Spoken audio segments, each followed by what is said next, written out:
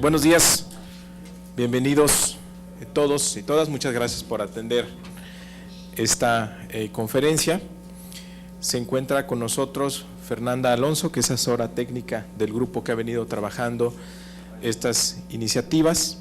También está el diputado federal Fernando Belauzarán, el diputado de la Asamblea Legislativa Vidal Llerenas y el doctor Alejandro Madrazo, quien también ha sido asesor en todo este grupo de iniciativas que se han venido presentando y se presentarán también la semana que entra en Cámara de Diputados. Como ustedes recordarán, en noviembre pasado nos visitó el secretario general de la OEA, José Miguel Insulza, y nos vino a entregar el reporte que la OEA, por mandato de los presidentes en el hemisferio, realizaron y entregaron en junio pasado a todos los mandatarios. El reporte se llama El problema de las drogas en las Américas y muy generosamente el secretario general estuvo aquí en noviembre, invitación nuestra, para presentarnos los principales resultados. Y en ese reporte se habla muy claramente de que debemos tener un nuevo enfoque respecto del problema de las drogas en el hemisferio, porque el actual enfoque basado en la prohibición absoluta de las drogas lo que está generando en América Latina es mucha violencia y también está aumentando las adicciones. Hay 3.600.000 personas presas en toda América Latina, de las cuales 2 millones son por delitos ligados a las drogas. En América Latina se cometen el 36% de las muertes violentas, cuando apenas tenemos el 9% de la población. Está muy claro que en los últimos años el camino que siguió la administración anterior, pues lo único que ha llevado es acelerar la espiral de la violencia en nuestro país. Por lo tanto, tenemos que atrevernos a proponer, a experimentar con nuevos modelos de regulación legal de ciertas drogas bajo nuevos enfoques como es el de la salud y el enfoque de reducción de riesgos y daños, y hacerlo de manera gradual y escalonada. Por eso, el día de hoy vamos a proponer distintas modificaciones a la Ley General de Salud y al Código Penal Federal. La propuesta es relativamente sencilla, es despenalizar el uso medicinal y terapéutico de la marihuana. ¿Cómo se haría esto? La Ley General de Salud tiene un artículo, el 245, donde habla de la regulación de las distintas sustancias. Por ejemplo, en el listado número 1 son las sustancias prohibidas, donde actualmente está la cannabis, y hay otras clasificaciones. Por ejemplo, el grupo 3 son sustancias reguladas, esas que cuando uno va con el médico los da una receta y solo se puede adquirir en una farmacia si se tiene esa receta médica. ¿Qué estamos proponiendo? Justamente que el tetrahidrocannabinol o la cannabis pase dentro de este grupo 3, es decir, que sea una sustancia regulada por la Secretaría de Salud, pero que ya no esté prohibida su prescripción médica. Al pasar al grupo 3, entonces esta sustancia quedaría sujeta a un mecanismo de control sanitario distinto, que permite la producción, preparación, transporte, distribución y prescripción médica. También, como para ser consistente con esta propuesta, tenemos que retirar del artículo 237 a la cannabis como un estupefaciente prohibido. Esto con la idea justamente de empezar a regular bajo un nuevo enfoque de reducción de riesgos y daños las drogas en nuestro país. ¿Por qué empezamos por la cannabis? Bueno, pues porque es la droga más consumida, es la droga más producida, es la que más motivos de encarcelamiento genera y es una de las menos adictivas, y además su uso terapéutico medicinal pues ya es una realidad en Estados Unidos y en Europa. Y la evidencia del uso terapéutico y medicinal está en pleno desarrollo en todo el mundo. Entonces, permitir esto en nuestro país nos permitiría incorporarnos a esa tendencia. Creo que lo peor que podemos hacer es no hacer nada. Pensar que si seguimos haciendo lo mismo vamos a tener resultados distintos. Cada vez incrementamos más el presupuesto destinado o asociado al combate a las drogas con pocos resultados, y además donde destinamos muy pocos recursos a prevención. Y en la medida que existan bienes y servicios que estén prohibidos, pues inevitablemente se va a generar un mercado ilícito, un mercado ilegal, como actualmente existe, donde las reglas lo ponen los delincuentes. Y el único método de expansión que hay para este negocio, pues es el uso de la violencia. Entonces, estamos proponiendo un enfoque totalmente distinto. También queremos cambiar, para ser consecuentes con esto, la tabla donde se permite la tenencia para consumo personal, incrementar de 5 a 30 gramos. Como ustedes saben, en 2009 se introdujo este cambio donde el Ministerio Público no enjuiciará al consumidor por la posesión no autorizada de sustancias en cantidades que se consideren adecuadas para su uso personal, aunque el consumidor puede ser arrestado y puesto en prisión preventiva. Nosotros estamos proponiendo la despenalización para uso médico y terapéutico. También el cambio al Código Penal es para hacer concurrente la tarea de el cultivo, es decir, que las entidades federativas puedan intervenir en control sanitario, pero también en cultivo, porque incluso si evaluamos la política de drogas solo como una política criminal, es incompleto el modelo que actualmente existe, porque no deja a las entidades federativas que participen en el tema del cultivo. Esto porque con esto conectamos con la propuesta que se ha hecho a nivel local para que pueda haber espacios adecuados y seguros para el provisionamiento, porque con esto podría la autoridad local regular el cultivo y por tanto pues terminar con el problema de saber de dónde llega la droga en estos espacios seguros que se está proponiendo en la ciudad. Y también conecta en la parte local para que el IAPA, en la propuesta que se ha hecho, tenga la opción de determinar que esta tolerancia que se está proponiendo permitir en la ciudad sea con uso médico y terapéutico, de tal manera que son propuestas independientes pero que están conectadas, y lo que nosotros estamos proponiendo es de carácter nacional, federal, que legalicemos o despenalicemos el uso de la marihuana en el tema medicinal y terapéutico. Esa es básicamente la propuesta. Le voy a pasar la palabra al doctor Alejandro Madrazo, que dará detalles más específicos respecto de la iniciativa que vamos a presentar el día de hoy. Bueno, muchas gracias. Creo que el senador Delgado ya explicó con mucha claridad cuál es el perfil central de esta propuesta.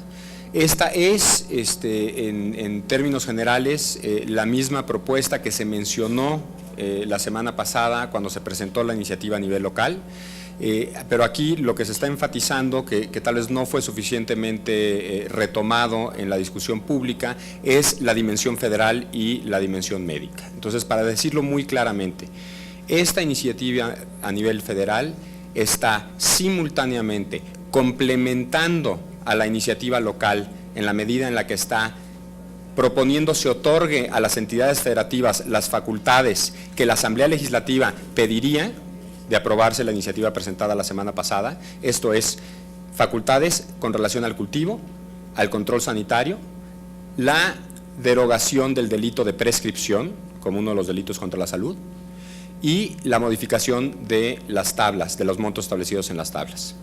Entonces, se está respondiendo a la petición que viene desde el nivel local con todos esos elementos que permitirían desarrollar más plenamente el modelo de tolerancia propuesto para la Asamblea Legislativa.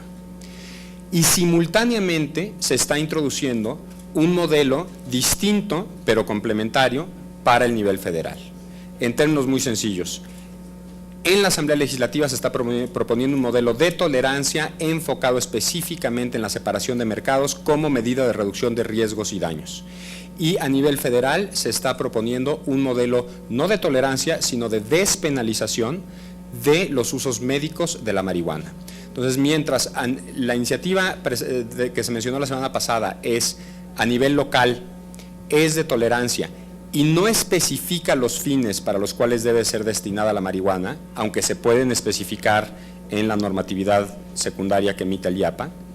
A nivel federal, en contraste, no es una iniciativa a nivel local, sino es nacional, no es un modelo de tolerancia, sino de despenalización propiamente, y no es genérico, sino específico para los fines médicos.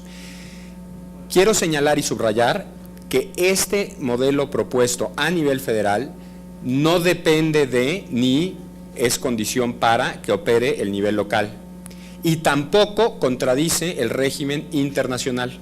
Los tratados internacionales son muy claros en señalar que tienen un doble propósito. Por una parte, restringir y eliminar el uso problemático, pero por otra parte, garantizar el suministro de estupefacientes con fines médicos y científicos.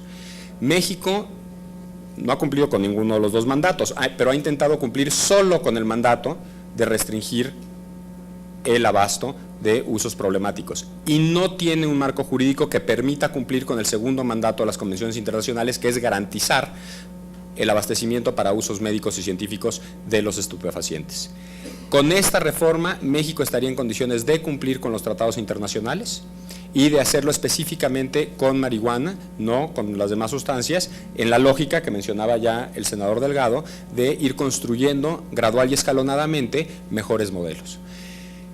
Por último, los dos modelos, y de aprobarse ambos, la coexistencia de ambos modelos, está inserto dentro de la lógica que el informe Insulza menciona con toda claridad como uno de los escenarios posibles para el futuro de las políticas de drogas, y es el escenario de caminos.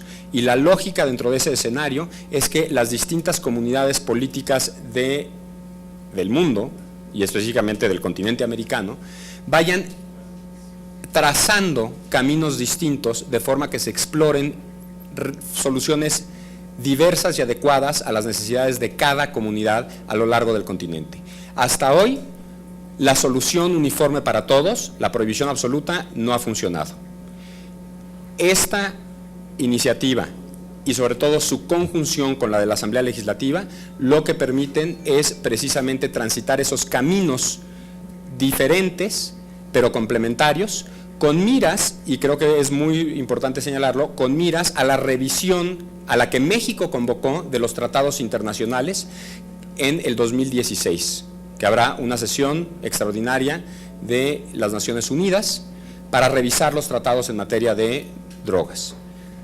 México convocó, pidió que se convocara a esa asamblea extraordinaria, y si México llega con las manos vacías después de varios años, va a ser pues una posición un poco inconsistente, pedir una revisión sin explorar alternativas. Lo ideal sería que se exploraran ambas alternativas simultáneamente para poder llegar con más información sobre cuál o cuáles pueden ser las mejores prácticas para construir un nuevo régimen internacional en materia de drogas. Hasta ahí lo dejaría por el momento, senador. Sí. Muchas gracias, doctor. Le damos la bienvenida a la diputada Estela Damián. Muchas gracias, Estela, por estar aquí. ¿Quién sigue, Fer? Sí. Gracias. Primero que nada, agradecer al senador Mario Delgado su hospitalidad.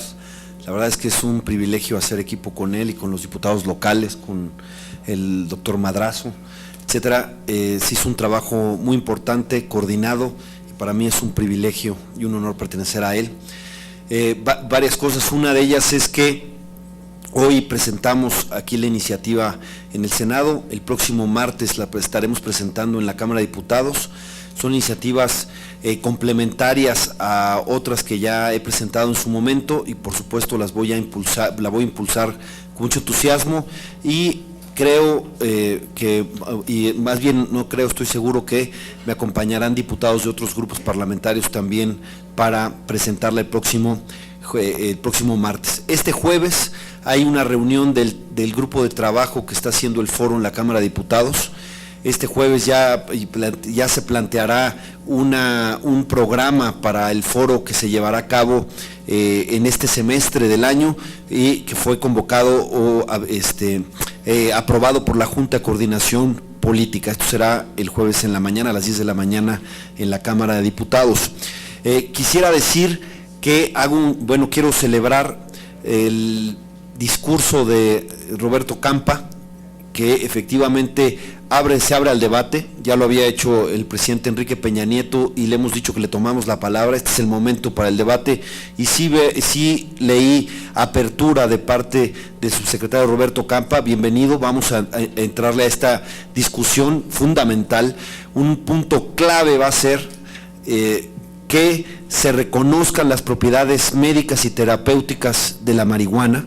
La verdad es que ya negarlas es tener una posición oscurantista y prejuiciosa, porque la ciencia y la experiencia médica han demostrado estas propiedades. Para que estados como el de Nueva York hayan aprobado la marihuana médica tuvieron que pasar pruebas muy rigurosas, protocolos muy rigurosos, investigaciones y hayan dado resultados. Entonces yo llamaría al gobierno federal a que no le quitemos a la sociedad mexicana los beneficios que pudiera tener. El hecho de pasar del grupo 1 al grupo 3 lo convertiría efectivamente en un medicamento controlado, pero la gran importancia es que ya habría una forma legítima y legal de producirla y de venderla. Por eso yo celebro la iniciativa en la Asamblea Legislativa de reducción de riesgo y daño, pero como lo explicó el doctor Madrazo, es de tolerancia para contribuir a la segregación de mercados, a que no haya riesgo de los consumidores de tener contacto ni con la violencia criminal, ni con la represión policíaca, ni con producto adulterado o con insecticidas o con elementos que pudieran ser tóxicos, y muy importante, insisto, la segregación de mercados, que no tengan contacto con drogas más duras. Ese es el punto clave, pero necesita avanzar la legislación federal. Y yo lo que ya hago un llamado a los mexicanos, a la sociedad, a las instituciones, al gobierno federal, es que no sean viudas del prohibicionismo. El prohibicionismo ya ha generado demasiadas viudas, huérfanos, dolor en la sociedad mexicana. No ha conseguido ninguno de sus objetivos. Entonces, no lloremos al prohibicionismo, al contrario, veamos con optimismo que se está abriendo la posibilidad de establecer un nuevo paradigma en política de drogas, porque este no ha funcionado. 70,000 muertos, 26,000 desaparecidos, un número incuantificable de desplazados internos son razones más que suficientes de que estemos buscando un nuevo modelo, un modelo alternativo y distinto. Entonces veámoslo con optimismo, no lloremos esto, que qué bueno que se está yendo, que ya se están dando una coyuntura como nunca antes para cambiar. Viene el día de mañana Barack Obama a México y hay que decir que el campeón del prohibicionismo, Estados Unidos, el que nos impuso en gran medida esto, el que no hace mucho certificaba en su Congreso qué países cumplían o no en su guerra contra las drogas, ahora hay un cambio de política, al grado de que esta administración del presidente Obama no fue a la Suprema Corte para controvertir las decisiones de Washington y Colorado, decidió que su Policía Federal no iba a actuar en los 22 estados que ya tienen regulada la marihuana, es decir, ya no va a haber redadas ni acciones de la Policía Federal, y apenas hace unos días acaba de quitar las restricciones a los bancos para que ya los bancos puedan tener servicios con la industria de la marihuana legal en Estados Unidos. Son muestras muy claras, y la famosa entrevista de hace muy poco que dijo: no creo que la marihuana haga más daño que el alcohol y que el tabaco. Y simplemente terminar diciendo que coincidimos en una cosa con él: no se trata de promover, es correcto que se pueda persuadir a los jóvenes, decirles cuáles son las consecuencias que va a tener, pero es claro que la prohibición no ha funcionado. Necesitamos una política eficaz de salud y fundamental, que parta esta prevención de que son mayores de edad, que los adultos de este país y de otros es de mayores de edad, y que se tienen que hacer responsables de su salud, de su cuerpo, y por supuesto el Estado tiene que darles información, instituciones que contribuyan a esto, pero la decisión tiene que ser de cada quien. Si alguien no puede hacerse cargo de su sistema nervioso y de su cuerpo, no puede ser llamado libre, y lo que queremos es construir una sociedad de mujeres y hombres libres. Muchas gracias, Fernando. ¿Quién sigue? ¿No? ¿No quieres hablar?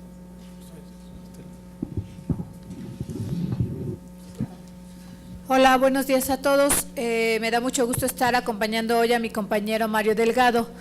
Solamente señalar que desde la óptica de estas iniciativas, tanto en lo local como el federal, tiene una columna vertebral, y esta columna vertebral se llama salud. Esta columna vertebral tiene que ver con 3 ejes fundamentales que he aprendido en este trayecto de los aproximadamente 7 meses que nos tardó el proceso en tener una iniciativa que se presentara tanto en Cámara de Diputados, Cámara de Senadores y en la Asamblea Legislativa. Hablar en primer lugar de que está diseñada desde una óptica de una política de reducción de riesgos y daños, de que este tema fundamentalmente lo que busca es reducir justamente este tema que tiene que ver con asuntos muy sensibles, y que en primer lugar lo que señala es que las personas que son consumidoras sí tengan condiciones para hacerlo con la menor característica de un riesgo y de un daño. Otro de los aspectos fundamentales es descriminalizar el uso personal de las drogas.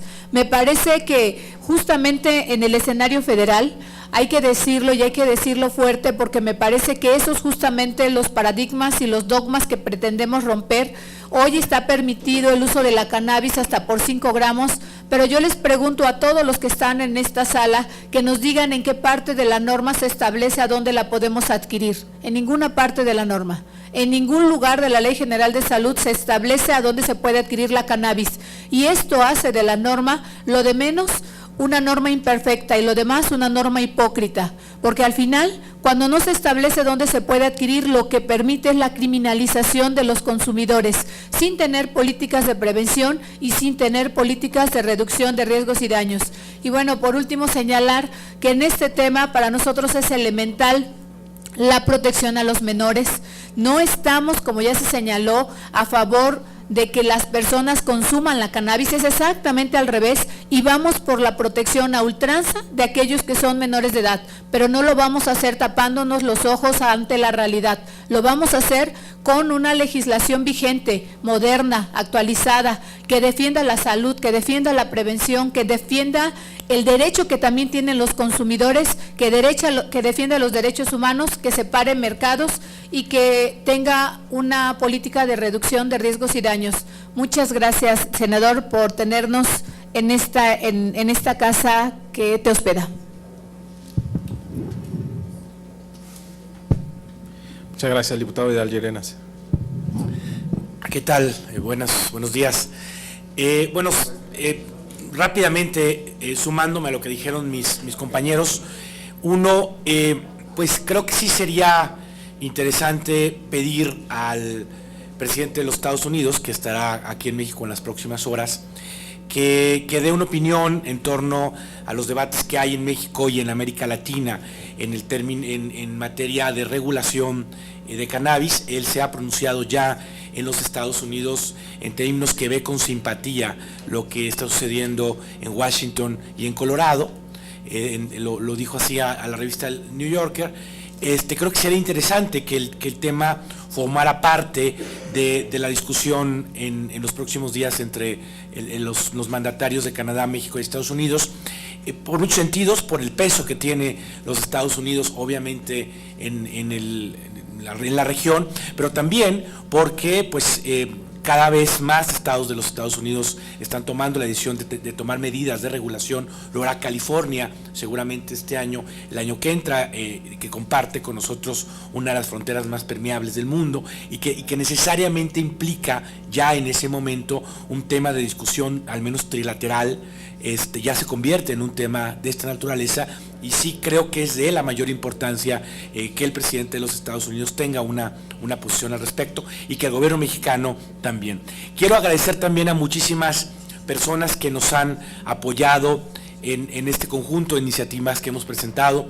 Hoy, por ejemplo, el poeta Javier Sicilia, que lo hace en el periódico, el periódico Reforma da nota de esto, y muchas más personalidades que nos acompañan en un deseo, en una convicción legítima que tenemos de que las cosas no pueden continuar así, que el país requiere un debate mayor en el tema de drogas, que el debate global nos ha alcanzado, que tenemos que empezar a tomar decisiones, que somos el país más destruido en la guerra contra el narco y que entonces no podemos encabezar impedir cualquier intento que haya en el mundo por cambiar la política de drogas, y que al final del día lo que nos preocupa más es la seguridad de muchas personas que hoy en día han decidido consumir una droga, que no son necesariamente consumidores adictos, no necesariamente son delincuentes, son personas que requieren información, que están en riesgo. Lo que ha salido en los últimos días es información sobre una gran cantidad de detenciones basadas solo en la posesión de marihuana, lo cual implica pues primero un daño muy grave a las vidas de personas que no son un peligro a la sociedad, implica todo este desperdicio de recursos que la sociedad está haciendo para encarcelarlos, para detenerlos, cuando lo que tenemos es un país que requiere una política de combate al crimen organizado distinto y que el gobierno actual no la está ofreciendo. El gobierno actual pues no está planteando el tema de seguridad desde otro punto de vista, y aquí hay una alternativa que muchos nos estamos tomando en serio y cada vez más. Gracias. Muchísimas gracias. La licenciada Fernanda Alonso. Bueno, antes que nada quería agradecer al senador Delgado por invitarme aquí esta mañana. Yo quiero nada más tocar el tema de una nueva figura que puede surgir a partir de esta iniciativa, que es el autocultivo. Hasta el momento, como se mencionó anteriormente, aunque se permite hasta 5 gramos para consumo personal, no hay manera de acceder a ello. Aquí, si se logra incrementar el gramaje a 30 gramos y si aparte se logra pasar el cultivo también a la competencia local, permitiría que también se pueda el autocultivo hasta 30 gramos, o bueno, lo que sería el equivalente de las plantas secas que se cultiven, y esto lo que permitiría es que el consumidor no tenga que en ningún momento acceder al mercado negro. El propio consumidor sería quien puede cultivar su planta y quien lo puede consumir de este modo, y entonces está eliminando todos los riesgos de tener que entrar a este mercado. Esto ya existe en otros países, como en España, a través de sus clubes canábicos, y ha sido una figura que ha tenido mucho éxito. Entonces, aparte de poder tener el uso médico, creo que es muy importante empezar a crear figuras para que los consumidores tengan más maneras de poder acceder de manera segura a esta sustancia. Gracias. Muy bien. Gracias, licenciada. Estamos a sus órdenes por si tienen alguna pregunta. Sí, gracias. Yo quisiera saber dos asuntos. Senador, ¿qué apoyo tiene justamente esta iniciativa dentro del mismo grupo parlamentario del PRD? Y se lo pregunto por lo que ha pasado en la Asamblea Legislativa, que no todos los diputados de esta misma fracción apoyan lo que se presentó a nivel local. Y decía que se va a presentar, pero entiendo que no es el día de hoy, o cuándo se presentaría esta ante el Pleno del Senado. Muchas gracias. Respecto a lo primero, bueno, estamos circulándola no solo con legisladores de mi partido, también de los otros partidos, que te diría que ha despertado mucho interés y en algunos simpatía de que cuando menos estemos discutiendo el tema. Esa fue la invitación a que nos hizo José Miguel Insulza en su visita al Senado, pues que abramos el debate en nuestro país, que discutamos el tema. Por eso estamos poniendo en la mesa una propuesta, una alternativa, una iniciativa que responde justamente a ese llamado y también al llamado que hizo el presidente Peña de que discutamos estos asuntos lo mismo que el jefe de gobierno de la Ciudad de México. Entonces, bueno, ahí hay una propuesta, no es, digamos, necesitamos poner algo en la mesa para que pues se vea que vamos en serio en este tema. Entonces, se publica mañana en la Gaceta, justamente porque estoy en espera de recibir comentarios o observaciones de algunos otros senadores que quieran firmar la iniciativa, y como tú sabes, el procedimiento aquí en el Senado es que hay un listado de iniciativas. Yo estimo que se pueda presentar el mismo jueves o el martes, pero sería una cuestión de trámite. Lo que hoy les vamos a distribuir es el centro principal de la propuesta. Entonces, estamos buscando el apoyo también de otros senadores, de grupos parlamentarios. Sabemos que es un tema difícil, pero la gran ganancia, ¿saben cuál es? Que estamos aquí discutiendo este tema.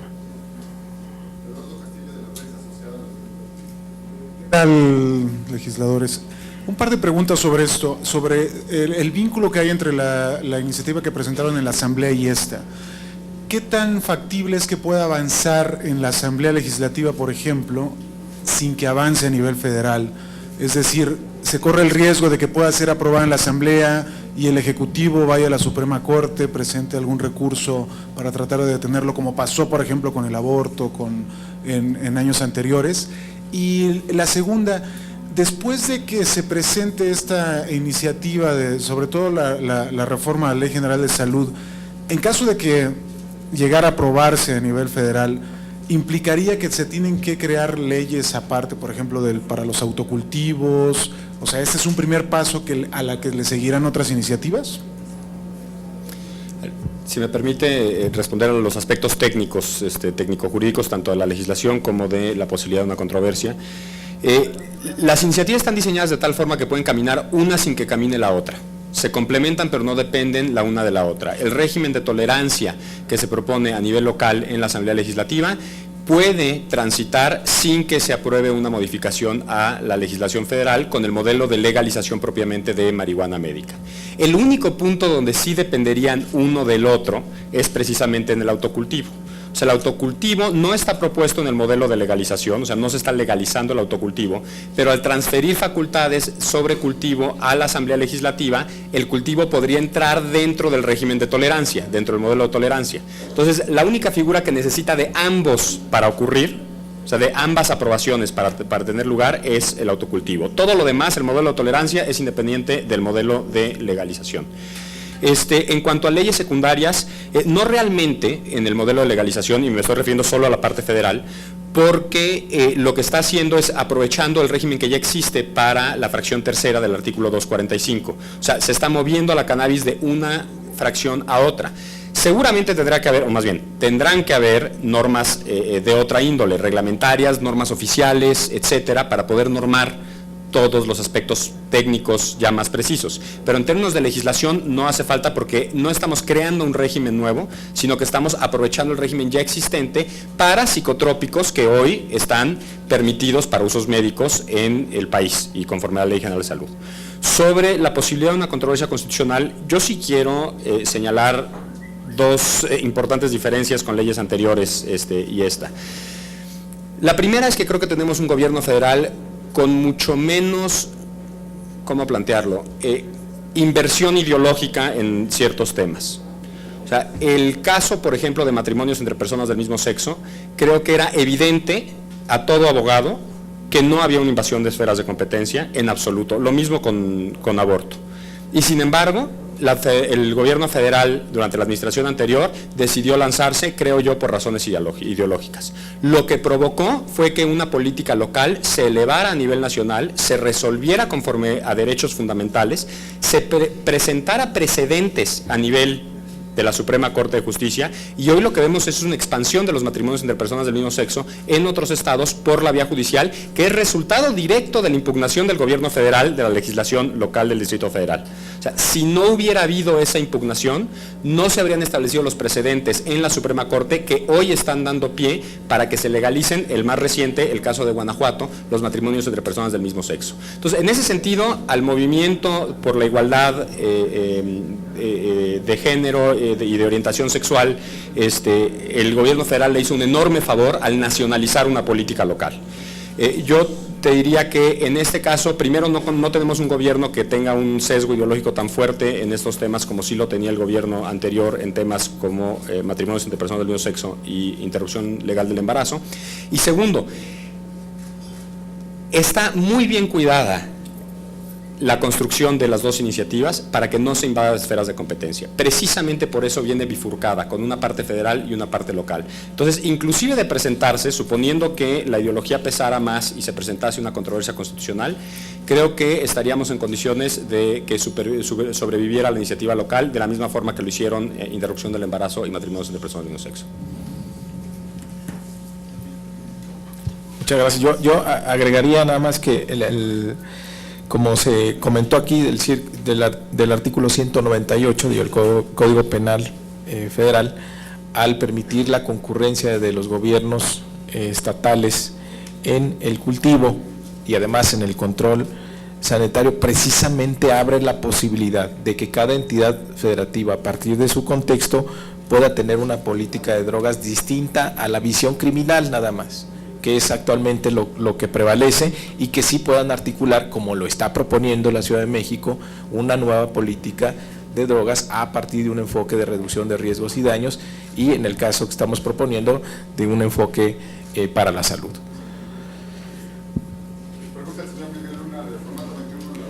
Senador Mario Delgado, preguntarle, ayer el presidente de la Asamblea Legislativa planteaba la posibilidad de realizar una consulta respecto a estos temas. Quiero preguntarle si es factible realizar esta consulta cuando ya las iniciativas pues están en manos del Poder Legislativo. Gracias. Bueno, nosotros hemos sido promotores de la consulta en nuestros temas. Aquí no estamos hablando digamos, de un asunto de cambio constitucional. Yo creo que uno de los beneficios de las consultas es que pues tienes que darle mucha información a la gente de qué es lo que estás proponiendo. Entonces, en ese sentido sería positivo, porque pues detonaría todo lo que conlleva una consulta, que sí tengamos mucha información con la gente de qué es lo que se está proponiendo. Pero bueno, hay asuntos que pueden ser abordados de la forma como lo estamos haciendo, sobre todo para que haya propuestas sobre la mesa y tengamos un debate pues ya muy definido sobre los distintos escenarios que podríamos tener en este tema.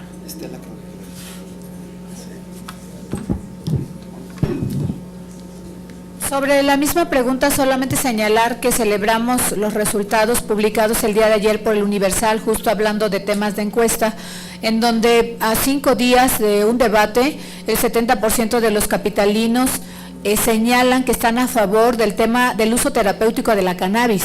Esto significa que va muy bien el debate, que con todas las limitaciones que hemos tenido para poder transmitir el fondo y el contenido de las iniciativas, las y los que viven en el Distrito Federal conocen perfectamente bien acerca de su uso terapéutico, porque como sabemos, hace algunas décadas este asunto era perfectamente normal y natural en cualquiera de las casas de las abuelas. Así que celebramos ya este resultado. Me parece que no hay que tener miedo a las consultas, más bien me parece también que la izquierda se ha distinguido por tener un tratamiento distinto para muchas de las iniciativas que ha manejado.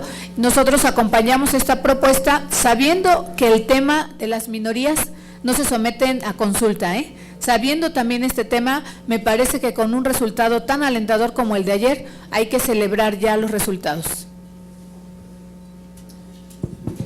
En este tema, como en el de la reforma energética, que me pregunten.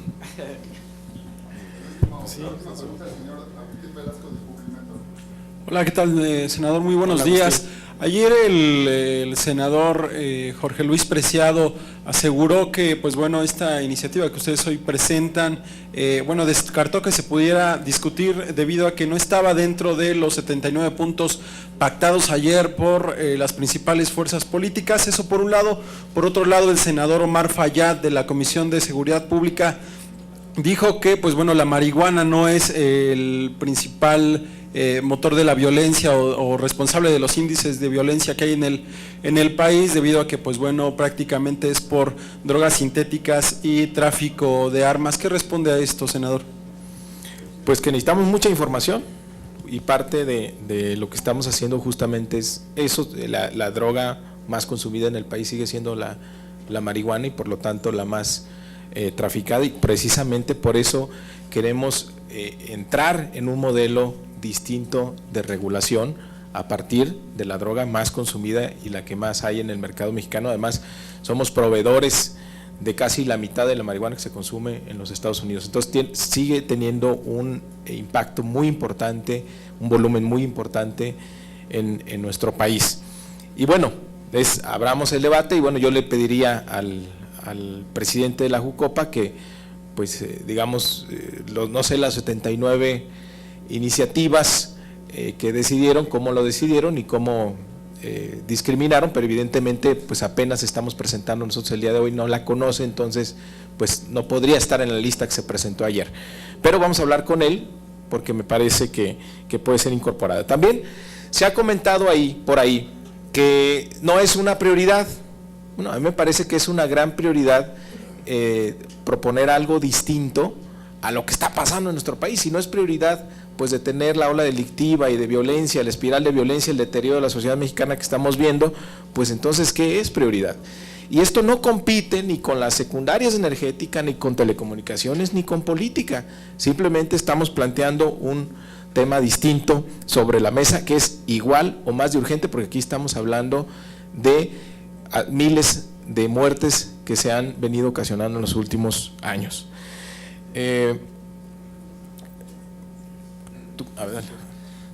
A ver, yo sí quisiera hacer una precisión, y me encantaría conocer cuáles son los indicadores que utiliza el senador para afirmar que la marihuana no es un problema. Los indicadores que podemos tener, digo, es muy difícil saber si hay un homicidio, si estuvo relacionado con una sustancia específica o no. Los indicadores que sí tenemos son los siguientes: consumidores, y con mucho la marihuana es la droga ilícita más consumida en este país. Tráfico a Estados Unidos, es la droga más traficada a Estados Unidos. Cultivo, es la droga más cultivada en el territorio nacional. Y lo que te diría es, hay un tipo de violencia que sí podemos conocer con bastante precisión, que es la violencia legítima del Estado, o sea, el aparato del Estado desplegado para reprimir este fenómeno. Y ahí, sin lugar a duda, la marihuana es la que ocupa la mayor parte de recursos, tanto a nivel federal como a nivel local.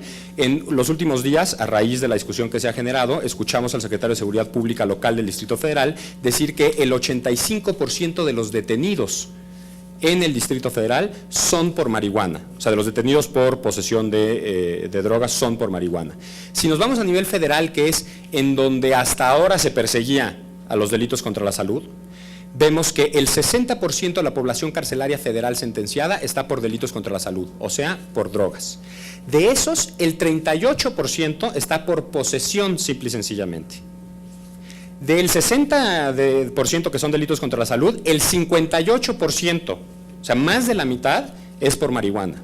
Entonces, con mucho, o sea, la marihuana te explica aproximadamente 15% de la población carcelaria federal, la posesión de marihuana. O sea, los que muy probablemente sean simplemente consumidores son el 15% de la población carcelaria, digo, alrededor del 15%, estoy haciendo números de memoria y soy abogado, así que no me pidan presión en los números, pero aproximadamente el 15% de la población carcelaria federal, 13-15%, está encarcelada por mera posesión de marihuana. Y creo que nos cuestan algo así como 1,700 pesos diarios cada uno de ellos. O sea, una población de 40,000 presos aproximadamente, 15% por posesión de marihuana. Ese es un dato muy duro sobre la violencia legítima que el Estado ejerce y nos habla de pues, la participación, o por lo menos un indicador importante de qué tan relevante es la marihuana en todo este tema.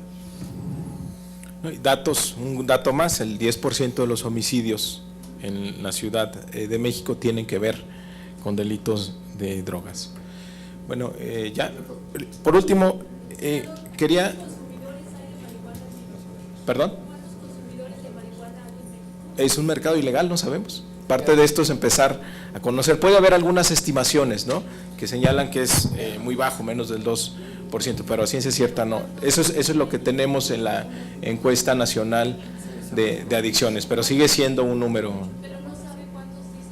Es menos del 2%, sería... A ver, aquí hay una cosa que también es muy importante señalar. Parte del problema es que no tenemos buenos indicadores. Lo que la encuesta nacional de adicciones mide es consumo alguna vez en la vida, consumo en el último año y consumo en el último mes. Lo que el gobierno federal utilizó durante la administración pasada para justificar su guerra contra las drogas era el crecimiento de consumo alguna vez en la vida. Ese es un pésimo indicador, porque eso quiere decir que alguien que consumió hace 40 años en los 60s sigue siendo considerado como consumidor. Entonces, parte del problema de la prohibición es la profunda desinformación que existe, y parte de lo que permitirían los modelos que están proponiendo es generar información que nos permita conocer mejor el fenómeno. Entonces, sí, en efecto, hoy se habla de 2% en la encuesta nacional de adicciones, pero yo pregunto, ¿y cómo definimos al consumidor? El que probó hace 40 años, ¿lo consideramos hoy como consumidor si no ha vuelto a probar? Es un problema, y es un problema de desinformación, y parte del prohibicionismo es que, parte del daño del prohibicionismo es que genera desinformación. Un dato que más o menos es muy parecido en México con el resto del mundo. 8 de cada 10 veces que se consume una sustancia ilegal, estamos hablando de marihuana. Quiere decir que si regulamos este asunto nos quedamos con el 20% del problema. Y además, tratándose de una sustancia que es menos adictiva que otras drogas que son legales, pues es correcto hacer estas políticas de reducción del daño de tal manera que no tengan contacto con drogas efectivamente más duras.